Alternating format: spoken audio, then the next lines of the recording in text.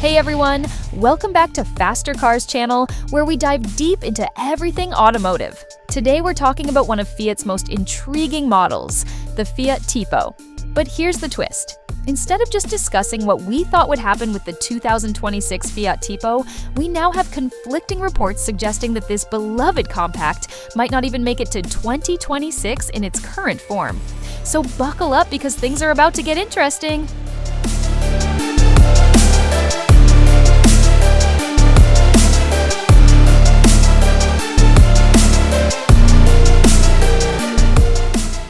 The rumors have been swirling for months, but recent statements from Tofaş, the Turkish manufacturer behind the Fiat Tipo, confirm that production of the current model will end by June 2026 at the latest. That's right, the Fiat Tipo, also known as the Fiat Egea in some markets, is nearing the end of its life cycle after serving drivers around the world since 2015. But wait, it gets more complicated. While there were earlier whispers of a redesigned 2026 Fiat Tipo, those plans seem to have shifted. Instead of refreshing the existing sedan and hatchback versions, Fiat is reportedly planning something entirely new, a crossover or SUV model designed to replace the Tipo altogether.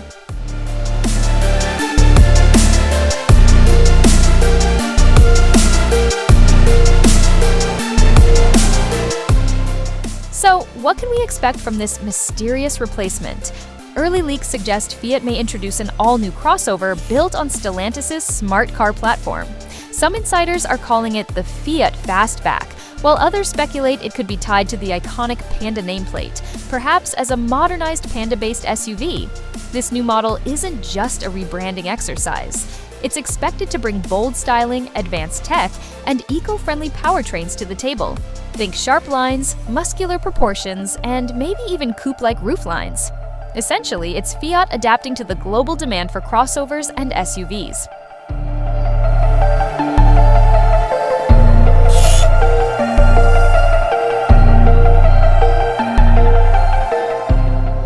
Before the focus shifted to an SUV, there were detailed reports about a redesigned 2026 Fiat Tipo. These concepts teased a car with sharper lines, a bolder grille, and sleek LED headlamps, all aimed at giving the Tipo a fresher, sportier look. On the inside, Fiat was rumored to upgrade the cabin significantly. Picture upgraded materials, a larger high-res touchscreen, a fully digital instrument cluster, and wireless Apple CarPlay/Android Auto integration. Safety features like adaptive cruise control, lane keep assist, and automatic emergency braking were also said to be part of the package.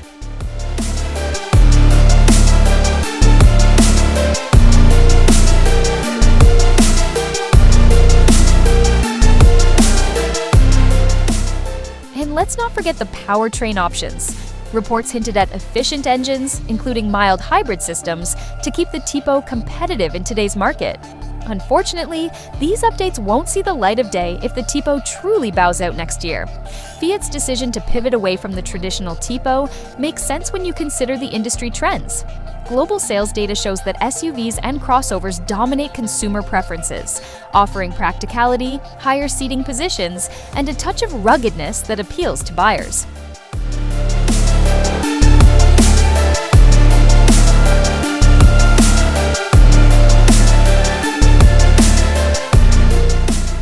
By replacing the Tipo with a crossover, Fiat can tap into this lucrative segment while aligning itself with parent company Stellantis' broader strategy of electrification and modularity across brands. So, what does this mean for fans of the Fiat Tipo? Well, it depends on how you feel about change. If you love sedans and hatchbacks, the end of the Tipo lineup might come as a disappointment. But if you're excited about Fiat's future, and especially their move toward crossovers, you'll want to keep an eye on whatever they unveil next.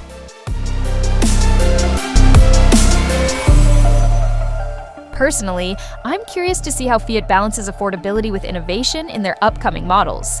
Will the new crossover live up to the Tipo's legacy, or will it carve out its own identity entirely? That's all for today's video. Let me know your thoughts in the comments below. Are you sad to see the Tipo go, or are you excited for Fiat's next chapter? Don't forget to like, subscribe, and hit that notification bell so you don't miss any updates. Thanks for watching, and I'll catch you in the next one.